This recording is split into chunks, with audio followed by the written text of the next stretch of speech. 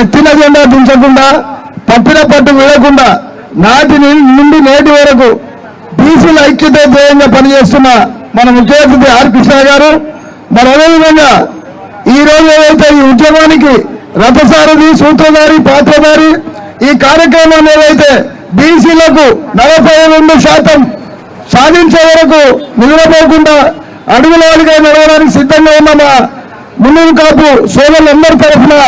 రాజారాం యాదవ్ గారికి కృతజ్ఞత తెలియజేస్తూ, అదేవిధంగా మాజీ ఎంపీ రాబోలు భాస్కర్ గారికి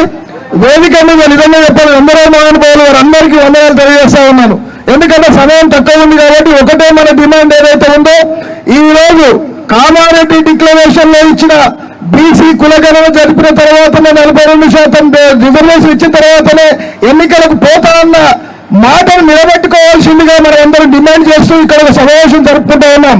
అదే ముఖ్యంగా మేము కూడా ఆ డిమాండ్ లో ఏదైతే కుల మన సంపన్న జాతి అయిన చాకలి, మండలి, కుమ్మరి, వడ్రంగి, యాదవ, ముద్రాజు, మా ఒడ్డర అన్న మొత్తం సంపన్న జాతి ఏకమై ఏదైతే ఈ కులగణన జరిగిన తర్వాత ఎన్నికలు జరపాలని ఈ వేదిక ఏదైతే ఇందిరా పార్క్ మహాధర్నా నుండి డిమాండ్ చేస్తా ఉన్నారని సందర్భంలో ఆ విధంగా నెరవేర్చకుండా ఎన్నికలకు ముందుకు పోతే ఖచ్చితంగా ఈ ప్రభుత్వం నిలదీస్తామని డిమాండ్ చేస్తూ ఈ అవకాశం ఇచ్చిన వేదికకు కృతజ్ఞత తెలియజేస్తూ ముగిస్తున్నాను. జై బీసీ, జై బీసీ. Thank you పురుషోత్తమన్న.